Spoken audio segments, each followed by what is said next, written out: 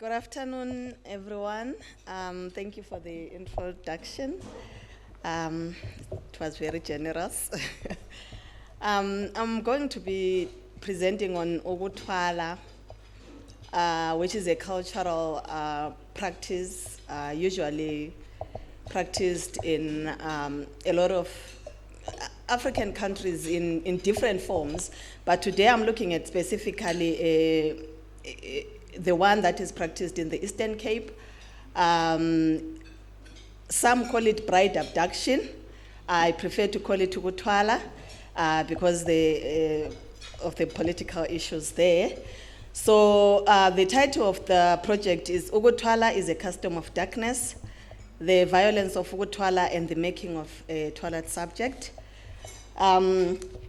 And this project, as Prashani has already said, it's an adaptation from my PhD, and where I conducted research in Ngcobo in the Eastern Cape, looking at the experiences of this particular practice in the experiences of women, actually, of this particular cultural practice. The reason being that in most of the literature and the media that I saw and read, it was mostly conceptualized from the vantage point of the men. They are the ones who thwala, they are the ones who get arrested, they are the ones who go, all those things. But when it comes to the women, they were sort of like in the background of all this, and they were not really being seen.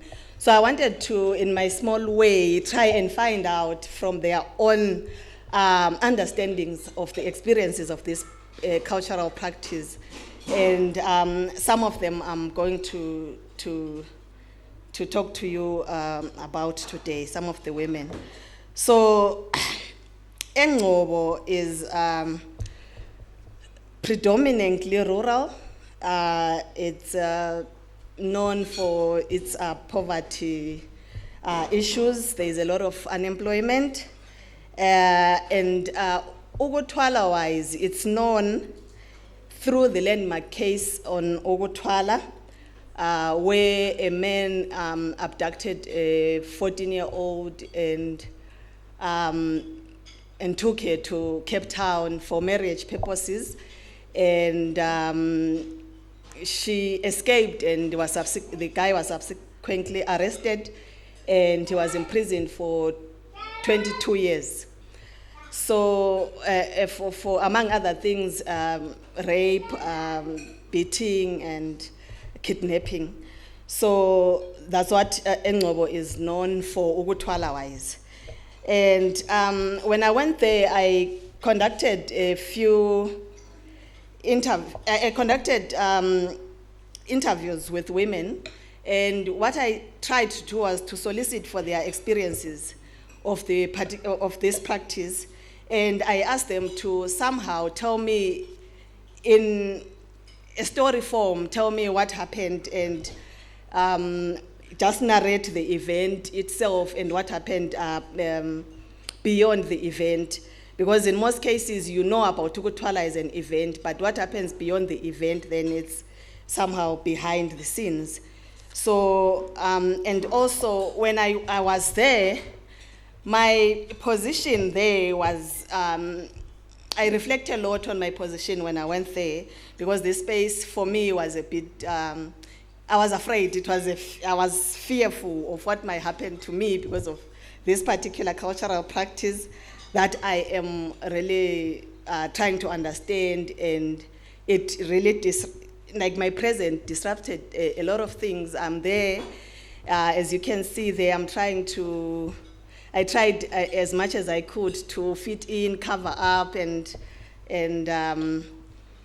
not to really stand out, but I stood out nevertheless. So there were a lot of things that were a problem to me, and that made me understand this particular space better. I had dreadlocks, which was something that wasn't, fitting into the norms and ideals of what a woman should be in that space. I can go on about my reflections on how the fieldwork and my situation, my position there really affected the space, and also my driving, and the behavior in the space was for some an anomaly, something that wasn't really expected, so to say. So my presentation today will be structured this way. I'll describe and define what a thwalwa'ed subject is, and then I'll then discuss the mechanisms that create and construct thwalwa'ed subjects. And then through the narratives of three women, I characterize the three different forms of thwalwa'ed subjects. So before I talk about the thwalwa'ed subjects, I just wanted to give you a visual something on some of the experience there. This I quote Ugogo. She was one of my field grandmothers, and she was married through Ukuthwala, but beyond that, for me, she was really a living archive of the place and space that I was researching, and the memories, the stories, and everything that she told me, and that I then later somehow in a small way experienced myself, opened me up to understanding what kind of space and people I was dealing with. Unfortunately, she passed away a few months after our conversations. And then I picked out this picture as well. I called her Auntie Umagazi, and she... So this is just doing some Oh, very it's... quiet. Okay.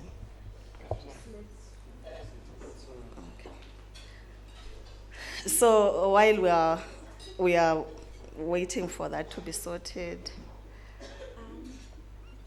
It seems to be fine now. Maybe. I don't- Okay. Let's just not touch it.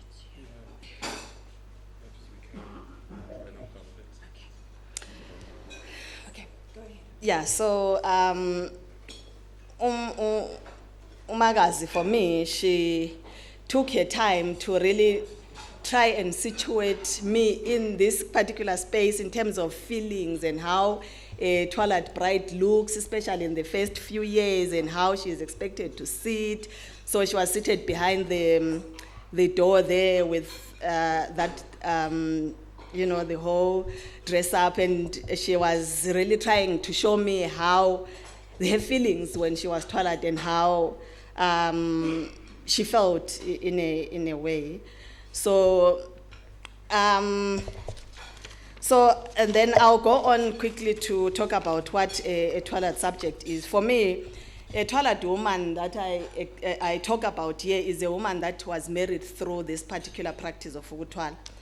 And then I draw on Foucault's conceptualization of subjection and Beckler's concept of, Judith Beckler's concept of performativity, to conceive Ukuthwala as a subject, not merely a passive product of Ukuthwala, but rather the subject constitutes itself using techniques available to it. But the techniques are out of its control. I'll explain later what, you'll see actually what that means. So to define a thwalwa'ed subject, I also borrow from Gareth and Sullivan's conceptualization of a tragic subject. A tragic subject is a person whose subjectivities are created through the conflict between the individual and the social order. A tragic subject becomes the product of the fraught relation between a socially defined self and desires that are at odds with it.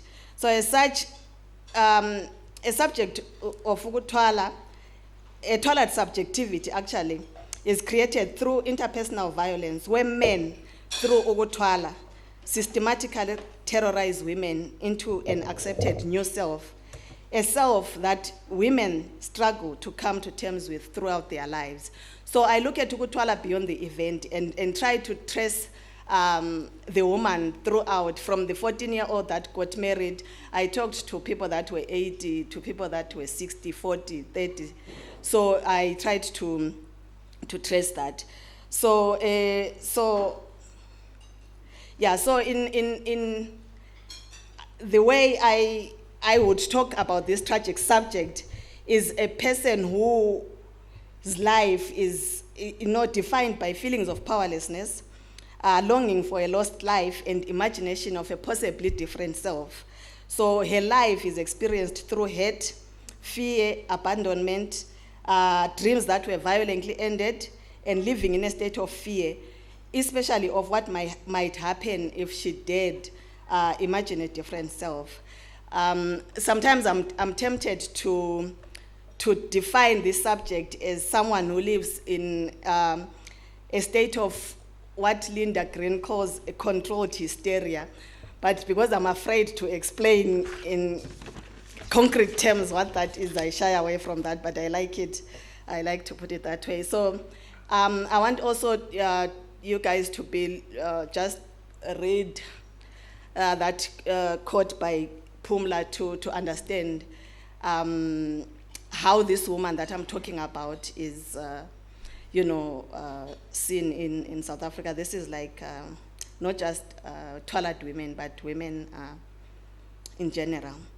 So I move on to talk about the mechanisms that create or construct this thwalwa'ed subject. I'm sorry, someone is calling me. So I present that the routinization of patriarchal violence in thwalwa'ed women's lives is the center, actually, or is critical at suffocating these women's senses of self or their being in the world. And this routinization of patriarchal violence normalizes violence on women's bodies and lives.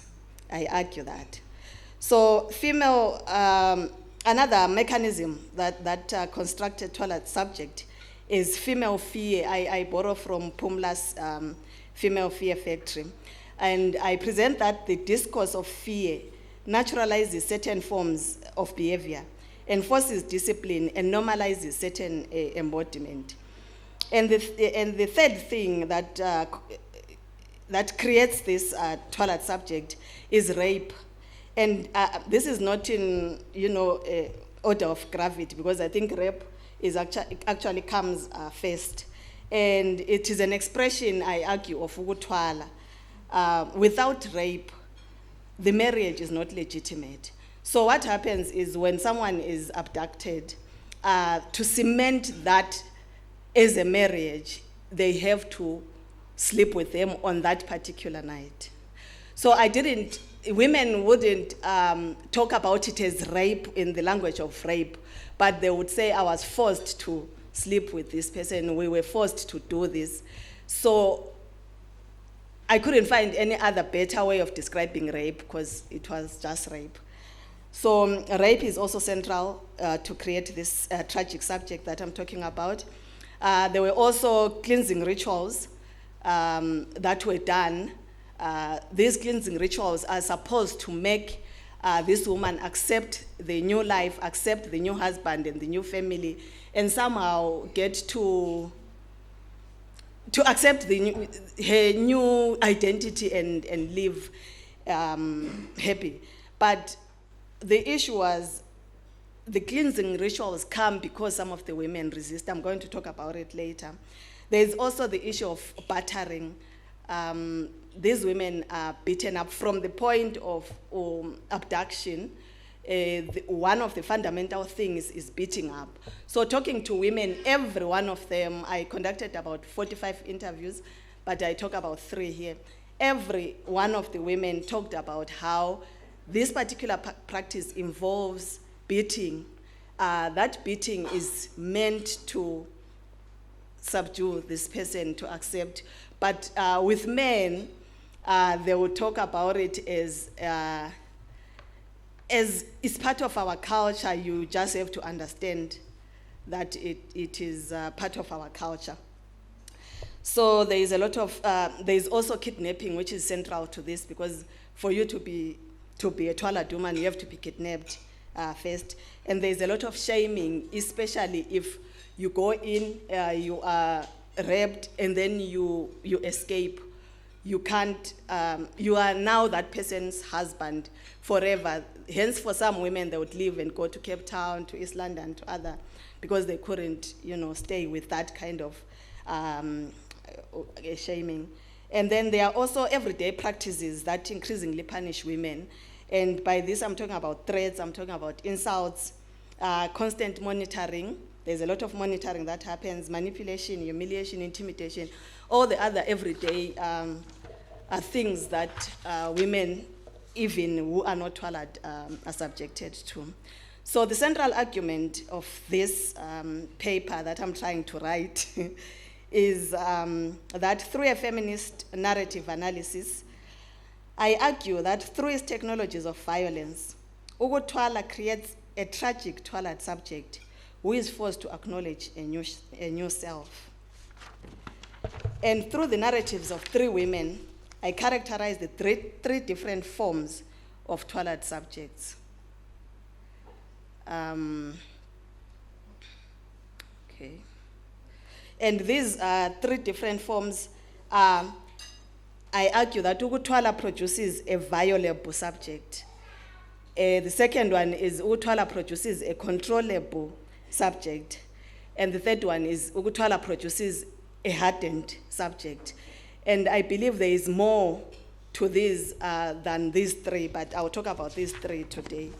So, a violable subject, I use this woman called Ndlovu, whom I talked to in the 2nd of June, 2021. And the issue with Ndlovu is fear consumed her life. I talked about fear as one of the mechanisms that a thwalwa'ed subject is constituted. So fear consumed her entire life. She was prepared from a young age that she was thwalwa'ed, and that preparation included stories about Ukuthwala, what happens, the beating and every other thing, and the constant reminding that once you leave, you are not allowed to come. You can't leave your marriage, you just have to go. So this woman was married at 16 by a 26-year-old man. And she described her marriage as agonizing and unbearable. So I'll just read this small piece on what she says. When I asked her, like, what do you feel about Ukuthwala? Now the husband had passed away. She was 60 at the time of the interview. It all depends really on the people, because if you are someone who would always take everything to heart, then you would not manage, because sometimes they will just shout at you just to provoke you. Because sometimes if you show them they are successful at scaring you, then they may end up even beating you up. I just had to be silent. I had to be careful not to offend anyone. I was afraid to be beaten. My father beat me a lot when I was young. I saw never to make people beat me.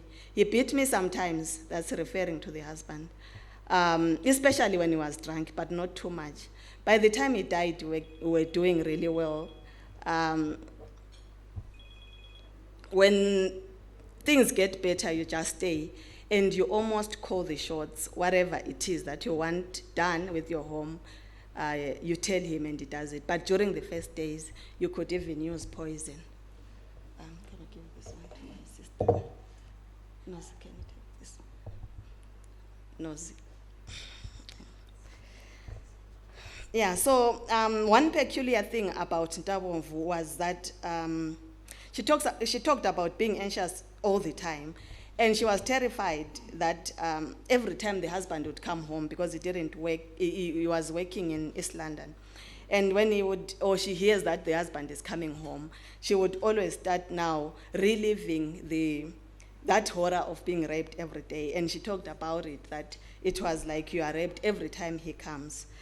But then she had this demeanor of resignation. Once you are chosen, at one of the things that she says is, once you are chosen, you are chosen. There is nothing that you can do. But she had a lot of murder and suicide thoughts. especially the first few years. So she said she got, because there's this thing of getting used to your husband. So most of them, if you talk to men, they're like, no, we give them a year. But for women, they will tell you that a year is too little. This one said she spent about 10 years. It's only after 10 years that she began accepting that, okay, I just have to be here. There's nothing I can do. So, and one thing about her as well, when I interviewed her, she had been married for 46 years. And she had never gone back home. She never went back home. She just stayed there. She said, I just stayed here. And so when asked, like, when do you see your did you ever see your parents or anything? She was like, yeah, funerals and other things, but not at home. So that's, for me, that was something that was very unusual. So the issue about this woman, Ndlovu, is that she emerges into life already as ready to be violated. And she's already violated through this fear that she has been living throughout her life. And the trauma and the memories of what would happen before she was abducted and what happened to her was something that she lived through, and she was very fearful. And she was also very afraid to be caught on the wrong side of the script, because she had to be home, she had to act accordingly. She talks about, you have to be obedient. You don't leave, because if you leave, where do you go? My parents wouldn't. I was afraid of my father. You stay and be obedient. You do wife things. Those are some of the things that she was telling me. So I argue that, like, women enter these marriages already fearful of their husband, already holding positions of inferiority. And there is a great sense of feeling indebtedness to their husbands and the wider family, because there is this issue of choosing. I was chosen. That whole abduction process, they explain it that, okay, you are chosen, whether it's the family choosing you for the person or he chooses you, but chosen. And then as a result, there is that expectation that you have to be grateful and you owe them something. So those are some of the things that made this one stay and made other women stay. So I take memories of rumors, of stories of Ukuthwala and its victims as public displays of terror. This forces them to internalize the immediacy of the danger of Ukuthwala and the danger of acting off the script. So I like Yvonne Vera's book on butterfly burning, 2000, where she writes about how bodies are trained over time to enact patterns of fear and ownership. And she illustrates that fear works to discipline and punish the body and mind, preparing it for oppressive control. So I'll go on to talk about a controllable subject. How does a controllable subject come to be? And I use this woman called Vuyiswa. Vuyiswa was married at 16, and she was 43 at the time of the interview in June of 2021. So the issue with the controllable subject is she refuses to accept. She tries to resist this whole system. And then as a result, the subduing mechanisms become a bit more brutal and they get spiritual. So she didn't allow me to record her. So I just have bits and pieces of what she was telling me. But the issue with her, she married an older man. She was forced to marry an older man, actually, and because she didn't want to accept her situation, there were family meetings where she was verbally abused, where she was insulted, threats, intimidated. She was beaten at some point several points to the point of hospitalization. She was taken through cleansing rituals that included a lot of painful and demeaning processes. One of the things that she described was when she had to strip naked and be exorcised of that demon of stubbornness and disrespecting ancestors and stuff. So she ended up then internalizing that better women know their place, and they love their husbands and have feelings of gratitude. So as such, she tried to feign docility, respect, gratefulness, contentment, giving up on her dreams and accepting what was offered to her. And she said to me, I even tried to be a good wife. But if it makes anyone feel better, at the time of the interview, she had left the marriage and she was working in town. But one of the things that she says is, because I started trying to talk to her in 2018, and initially she was like, this is too much, it's too much for me, I'm not going to do it.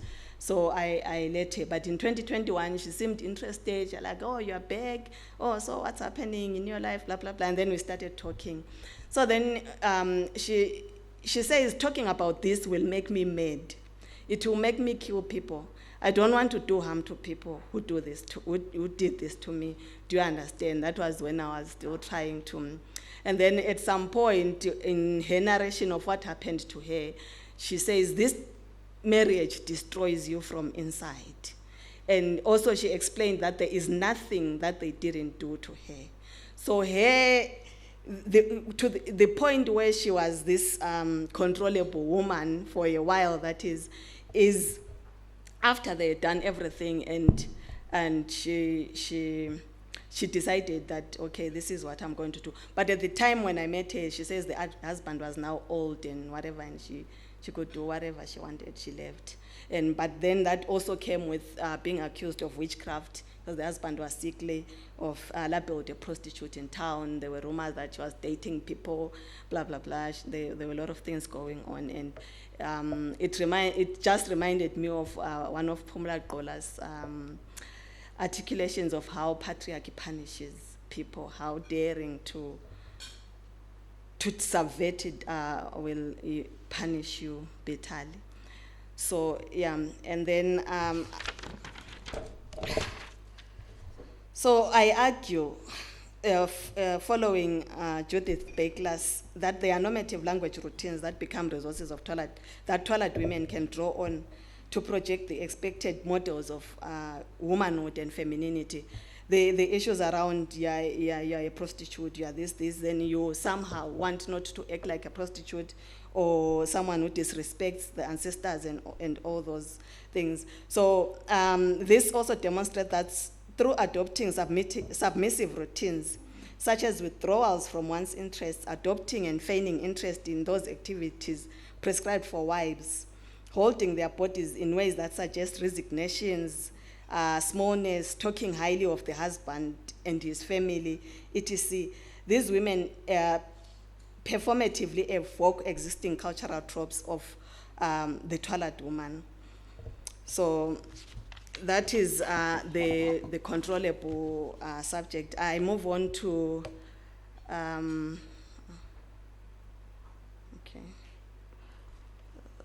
I move on to the hardened one.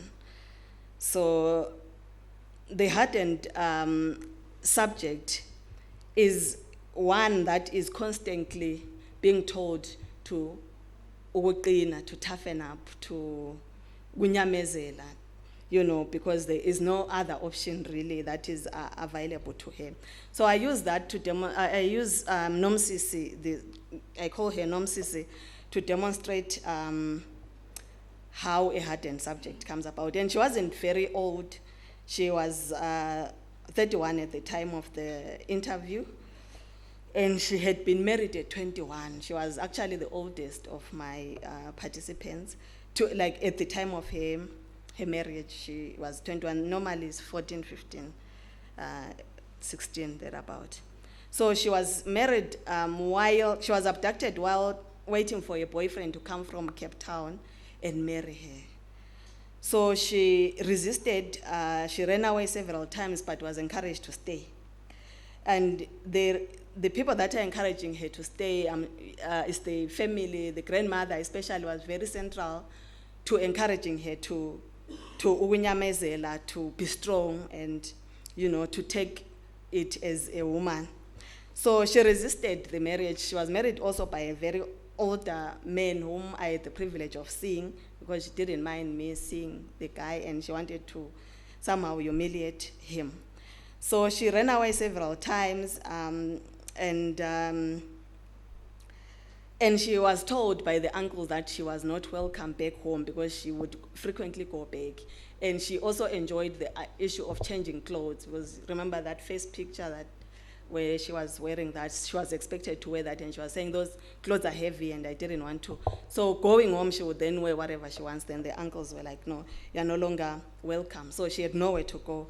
So what she then was, the only option that was available to her was ukunyamezela, or to be strong.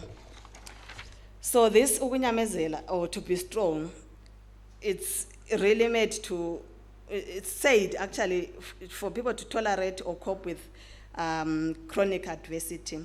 She was put in this position, and continuously told to nyamezela. And I argue that this process of ukunyamezela, where women are encouraged to accept the aggressions they are experiencing and employ avoidance strategies through ukuqina, like you nyamezela and then you qina. And then this process of hardness that they encourage to cope with this aggression is the one that creates a hardened subject. So I try to differentiate between that hardness and resilience, because for some theorists, Goldstein, for example, says resilience actually allows for a spring back. But with ukuqina, there is no, it always has a negative and passive dimension to it. There is no like, you will spring back for me. You just have to qina and absorb it and absorb. So that's what she was, that allows for the acceptance of painful experiences and conditions.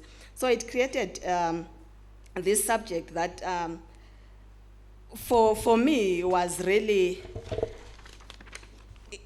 it created like an unintended consequences for this particular practice, because this person, nomsisi, nyamezelad and qinat, but in the process of ukuqina, she started then speaking back to the husband, terrorizing him. I don't want to talk bad about them, but terrorizing him. He had thoughts of poisoning him. He called him this thing, lento, all the time. And for me, the birth of a hardened self really, for Nomsisi meant an embodiment of very anti-feminine qualities for that particular space. So there was that tension between the passive and the defiance, and a whole lot of things that you ask me questions about, and I will respond the best I can. So yeah, that's the presentation for today.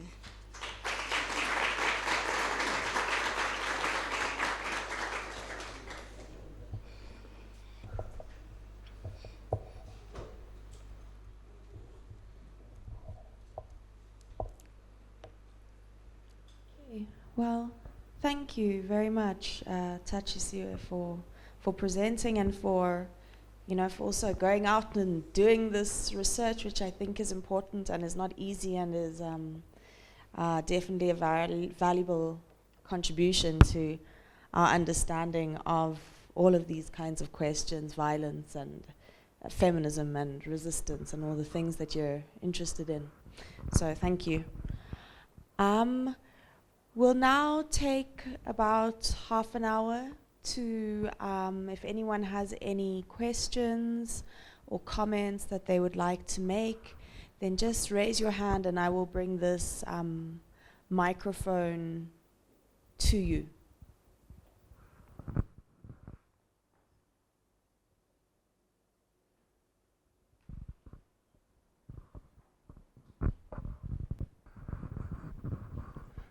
Thank you, Thatshisiwe. I think for me, the idea or the concept of Ukuthwala, I've sort of often encountered in sort of the African healing spaces. But then the way the healers would talk talk about it, it would expand beyond just about healing and sacrifice and all those things. But the common thread across what they talk about is the fact that Ukuthwala has got like a sacrificial element to it. So I'm sort of like interested to know if in those cases when the women were talking about being chosen, or rather when the families choose, is there a sort of sacrificial element that they look at when they choose? Because when I referred to that idea of the way it's being conceptualized by healers, they talk about it as going beyond just the notion of Ukuthwala, as in empowering one, or kind of like getting some sort of energy, be it ethereal or like tangible power. So I'm kind of like trying to understand what is it that the families kind of like look into in terms of the ideas of those.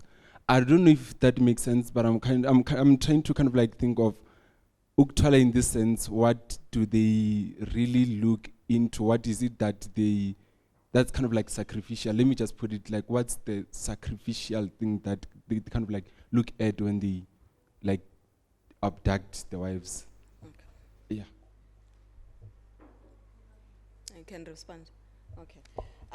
So I understand a bit on the Ukuthwala that you're talking about, and it's a different kind of Ukuthwala to what I'm talking about, because that one is about people use it to get money nowadays. I see it a lot on the, but this one is specifically a bride abduction practice, where specifically for the purposes of marriage. So just giving a brief example of how that happened would be that case where that guy abducted a 14-year-old, took her to Cape Town because he wanted a wife, and he claimed that he wanted a wife according to his custom, which is through Ukuthwala. But then now there are a lot of, there is someone who writes on Ukuthwala as well, Nyari Makwenda, Nyasha, who points to the direction of the economics involved in marrying women, that this is an easier way of, getting a wife than. But then the side of that is it's not really easier, because you still have to pay lowball. So that's the kind of Ukuthwala that I'm referring to. I don't know if it makes sense. Let me rephrase the question in my All right.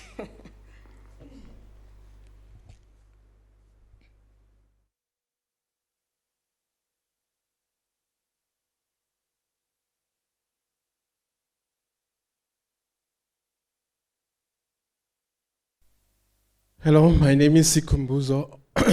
I am aware the word in our Nguni language is got ambiguity.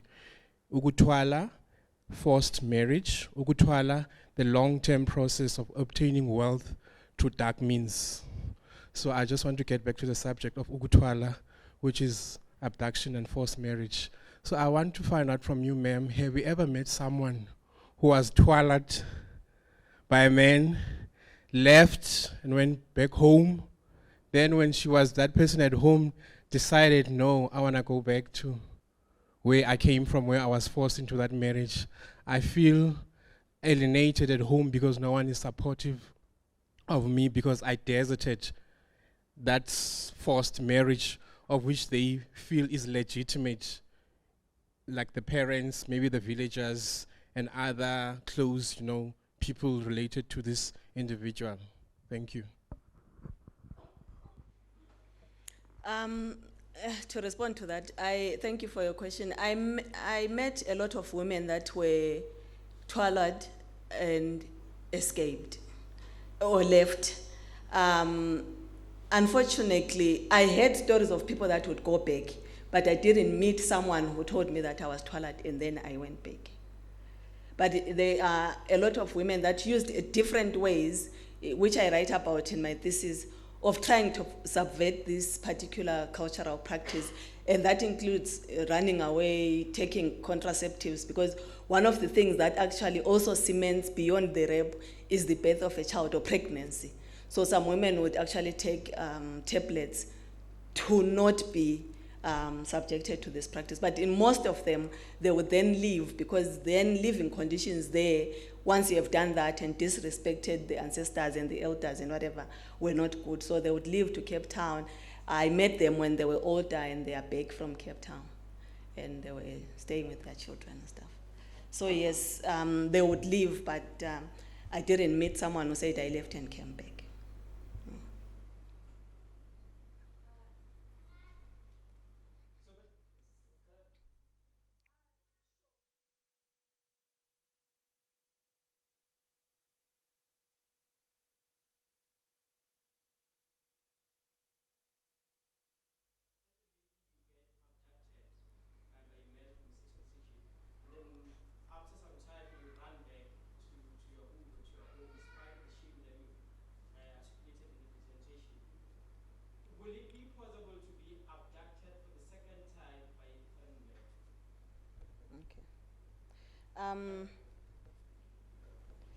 The issue with the first abduction, once you are raped and the person says, no, this one, once you go through that process, you then become his wife.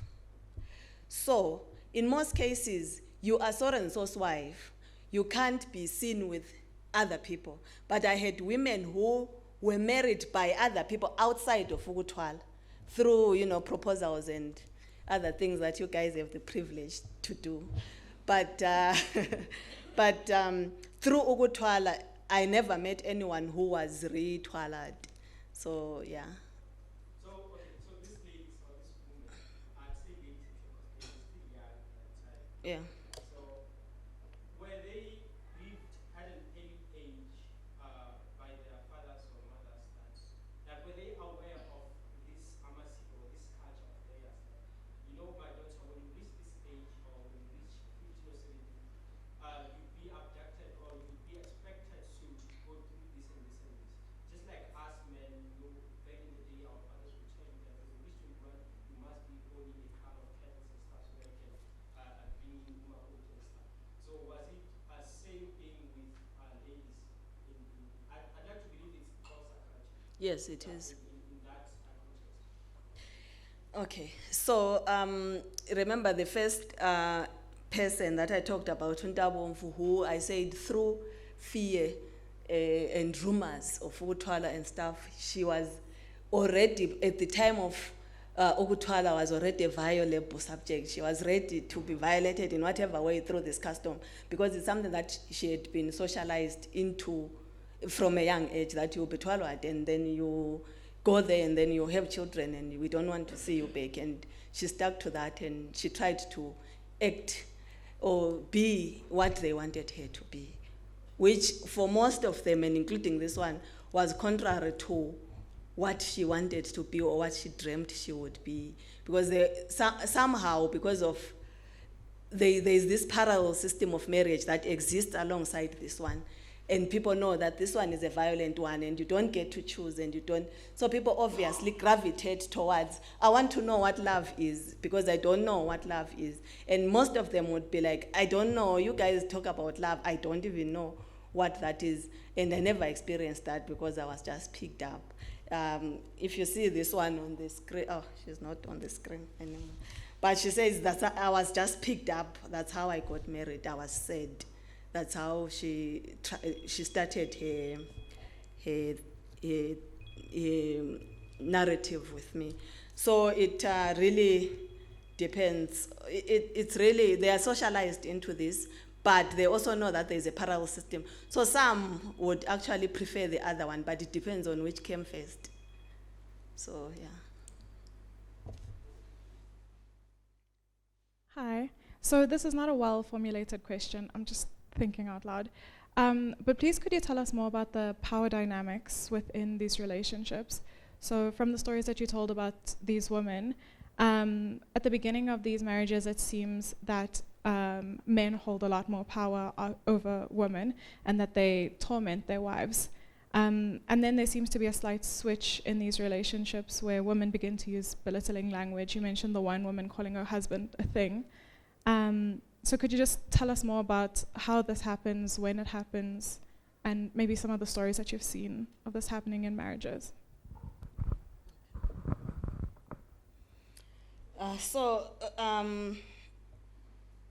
Patriarchy is, Ukuthwala is very gendered, right? And patriarchy is at the center of it. So in most of these cases, men hold power over women. And the mere fact that I get to pick you up already puts me at an inferior position and you are at a more superior position.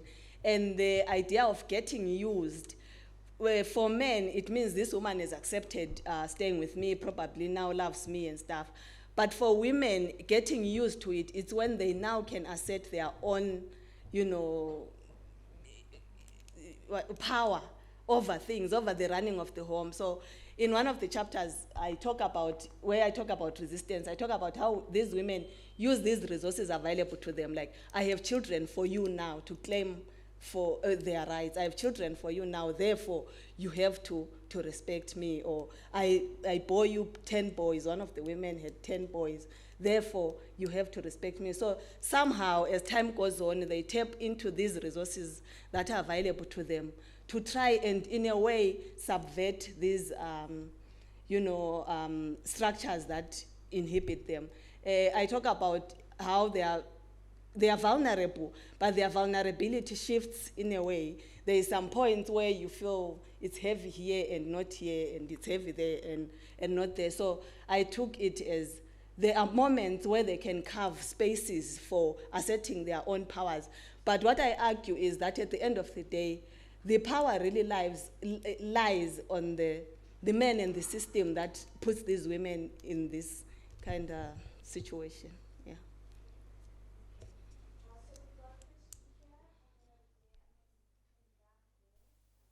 Okay, that's super. Thanks very much. It's a very beautiful, very clear presentation. Kind of picking up on the last question, what strikes me, well, first of all, I really like the way in which you're thinking through Ukuthwala beyond the event of the initial abduction, right? So it becomes this whole process which defines a life. And what occurs to me is the way in which there are multiple temporalities defining subjectivities. So you have the idea of the young girl afraid of the future possibility, this kind of future imagining. It's a kind of projection into the future. It's a future tense. And then you have the idea that these are different states, over time, over a life cycle, and that women are redefining their relationship, even as it was constitutive of their entire being, but redefining it. And I think there's something very, very interesting in terms of theorizing subjectivity through multiple temporalities that is very present in your work. So thank you. I guess it's more of a comment. Thank you, Bridget. I was hoping that she doesn't ask a question because she reviewed my thesis and she knows where things went wrong and,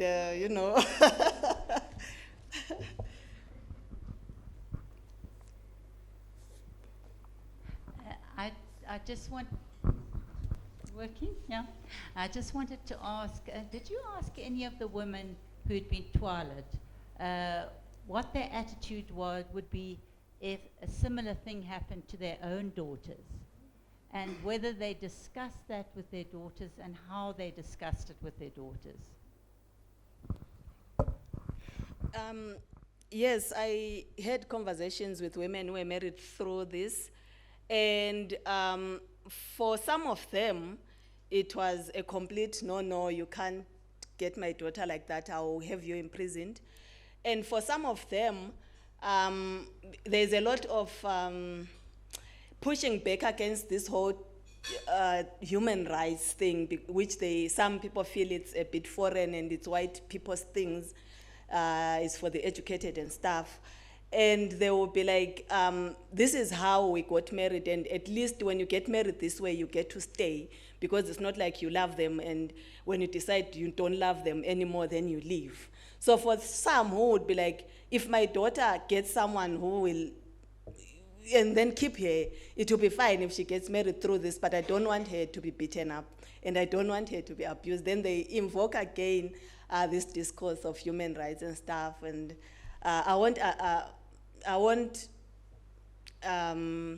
do anything to the situation, but I'll make sure that he doesn't abuse my daughter. I don't want my children to go through what I went through. I talked to one woman who, she was very bitter about the whole thing, what happened to her, and she blamed her husband for being useless and spend most of his time away and jolling in Gauteng and stuff. But then asking her, would you allow your daughter? She was like, yes, if she gets to stay. And for me, I think living in that situation and trying to, there is that tension of trying to weigh the good and the bad, the acceptable and the not acceptable, and all that. So maybe talking to the same person the next day will be like, no, I will never allow my daughter to do that. So it always shifts and changes in that way.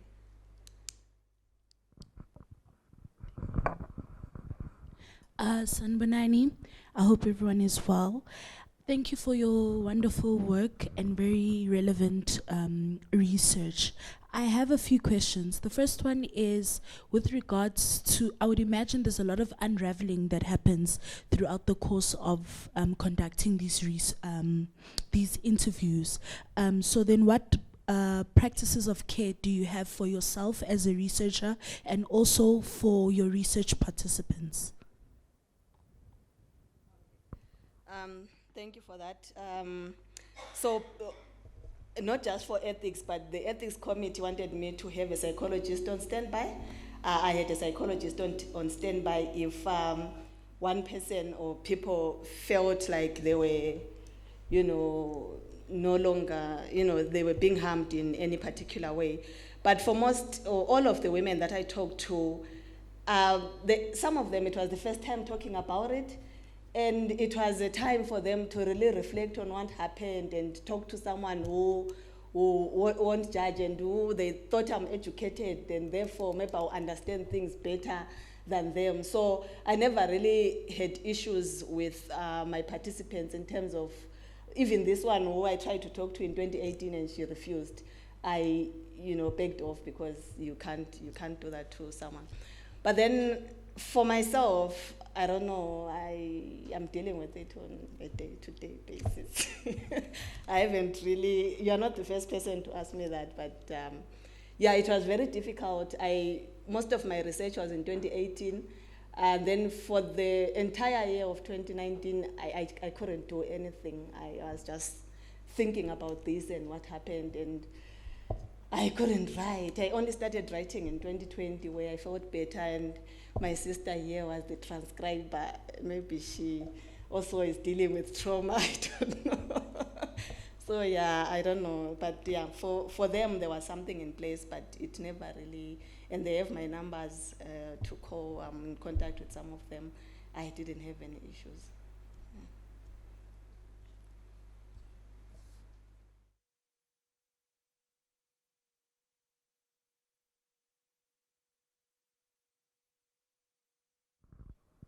Thank you. Good afternoon. My name is Kanyisa. So I would like to ask the reasoning behind the whole practice. I know you are not the one actually practicing it, but I just want to understand. I see this kind of practice, it happens a lot in India, where young girls are thwalwa'ed and they are given to men who do not have wives. So I wanted to understand in the closer part, is it for pure intentions of love, or, because in India it's done by people who are doing it for the money. So the middleman will go grab any girl on the street or wherever, they take it to the person, they take the child to the person who got more money. So I want to understand on the closer part, is it done for pure love and marriage, or it's done for money or any sort of benefit? Thank you. Thanks. I think if I were to reflect now, most of the people that I talked to, it wasn't for money because they don't get anything out of it, actually. Both women and men, it's getting to ukukhulisa isibongo. Yeah, so isibongo has to, continuation of the lineage or something along those lines. So you can't have women refusing to marry because you have a duty to ukukhulisa isibongo. So you have a duty to the family. So reflecting it that way, that would have been the reason why I have one of my questions, who sanctions it and why? And those are some of the questions that I was battling with, like, is it this ukukhulisa isibongo? Is it pure, that power that I can pick anyone who I want to pick or whatever? So yeah, there could be, but money definitely is not part of it. But Nyasha writes on the issue of the changing social dynamics where men no longer have money really or cows to pay lobola, but they still want to get married, they still want to khulisa isibongo. And for this guy, which is the landmark case guy, the only way he could get a wife was to go back to the Eastern Cape from Cape Town and get a 14-year-old. But the age dynamic now really puts me into another space where I'm questioning the whole thinking around why a 14-year-old. Yeah.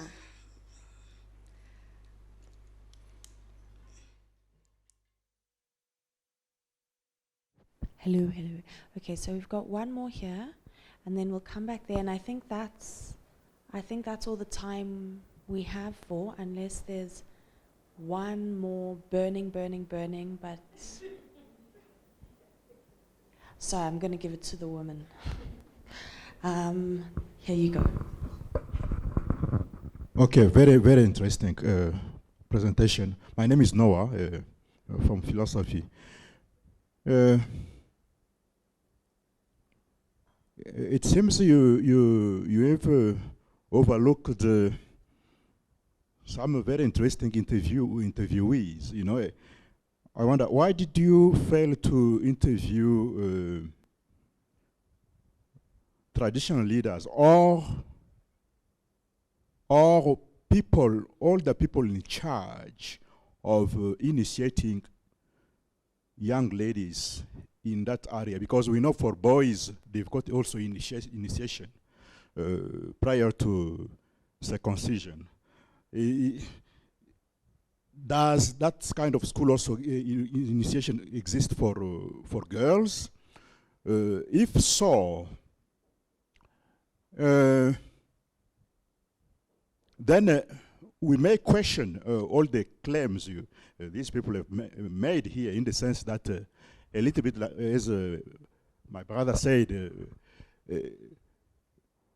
if girls are well prepared through initiation, through education, to expect that happening, maybe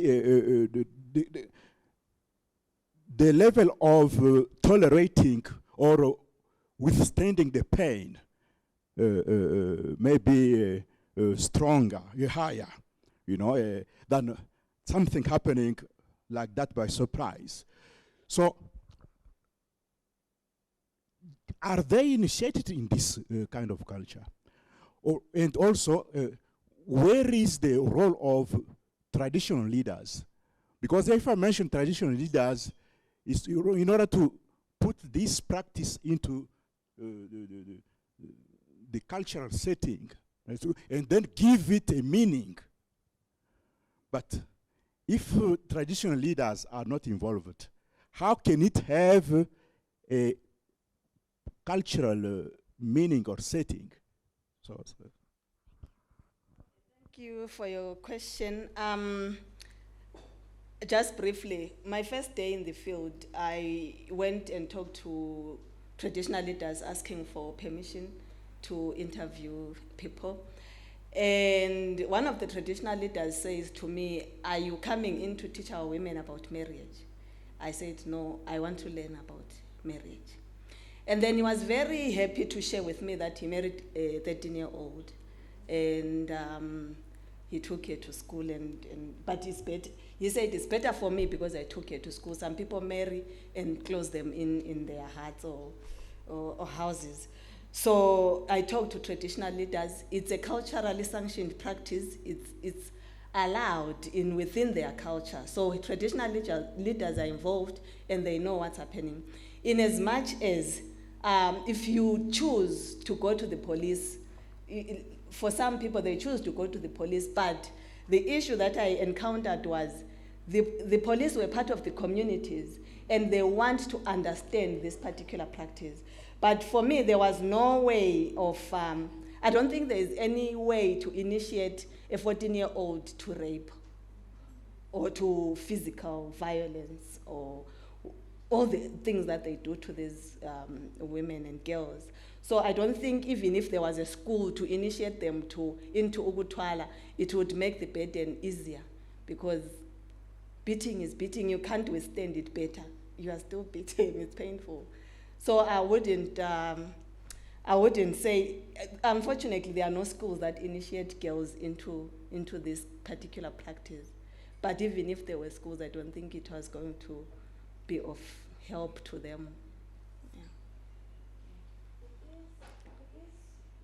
2:30 now, so we understand if there's anyone who needs to rush off. But if you can stay, there's just going to be 2 more questions. 1 and 2, and then we'll wrap up. I'm going to ask you to keep it brief. Back to the question, I think the question on money kind of like, it helped me untangle what I was going to ask.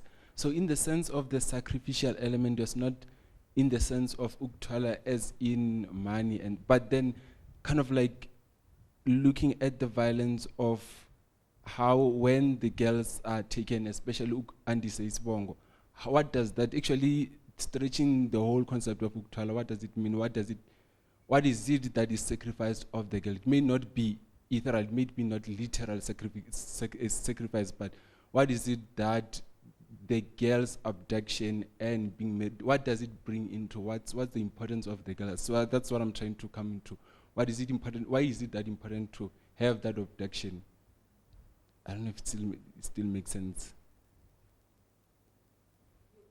You are linking this Ukuthwala with sacrificing the girl for ukukhulisa isibongo and other things. Well, it may not be as manure, like not spiritually in a sense, but I'm coming to that question of the money, and you said no, it's not money. But what is it behind the practice that kind of like motivates for?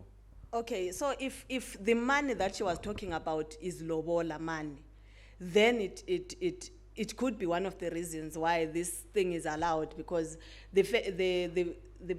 sometimes the family of the girl talks with the family of the boy and then it's arranged. Sometimes it's random abduction where the boy meets the girl somewhere, whether it's a wedding or wherever they go, and then decides, or mostly it's the man and the girl.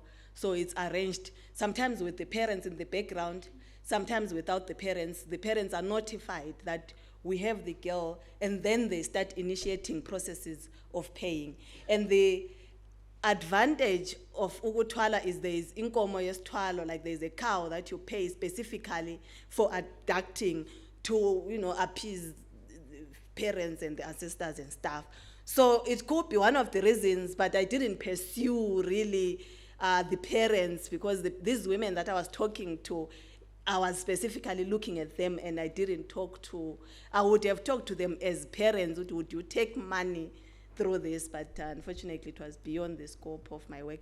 But then money then would be one of the reasons why it is still allowed. Yeah. All right, my name is Nomsebenzi Soizwapi. I think you almost answered me, because my question was that I wanted to find out who's giving the consent of that child who's been adopted, like Ukuthwala, at the age of 14. So, like, my interest was to find out if the parents were the ones who give that consent that the child can be taken as a wife, and especially after, because as you said, the child, if is taken, is adopted, the following day that child is already violated. So now, when it comes back to parents now, are they like giving the consent, or mostly the people that you were finding out from were either maybe the parents already have passed on, like they were orphanage, like someone is responsible for that child, then they decide to give that child maybe for their own selfish reasons. So that's what I wanted to find out, what was really happening, because I also like grew up in that time where Ukuthwala was a lot happening in my area. But if I remember, it was not in that age to the 14 years. Our children now, they have like many rights now, like they can also go on their own to maybe report that person. But I wanted to find out, were they orphanage maybe left to someone else, or the parents themselves, they were the ones who were giving those children? With Ukuthwala, a lot of people that have written on it, including Elizabeth Thornberry, she wrote a whole book on Ukuthwala and the consent issue. Like, who should consent for who? Should I consent for my 14-year-old to be abducted by a 43-year-old? So in terms of consent, then this is rape, and it's a criminal offense, because you can't say a 14-year-old consented. And in as much as the parents do consent, because at the end of the day, lobola is paid to the parents. But then there's the whole issue that there's a whole literature on consent and Ukuthwala and the contestations around consent. Consent by who, for who? Do we have to consent for the children to go through these practices? So there were a lot of issues where I talked to parents. One of my participants, she was actually very angry that her daughter ran away from, reported them to the police with the husband because they had consented on her behalf. But then, obviously, that doesn't work with the criminal justice system. It can only work there where you can consent for your daughter, but obviously that also has its own issues. But yeah, there's a lot of consent because there is lobola that is paid in most cases. And not all cases have lobola involved, but in most cases, yes. In some cases, you still wait for the lobola to come, but you pay the inkomo yesithwalo, that cow, the first one. Okay. Is there any last words that you'd like to say before I close? Yeah, just reflecting on this week, I don't know, I want you guys to send me comments, whatever you can. I'm trying to write a paper. I'm also in the process of thinking about writing a book out of this.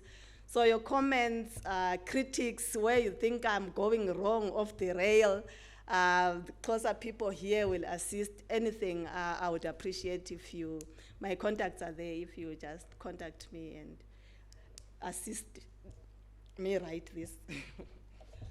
Sure. Yeah, let's get a round of applause.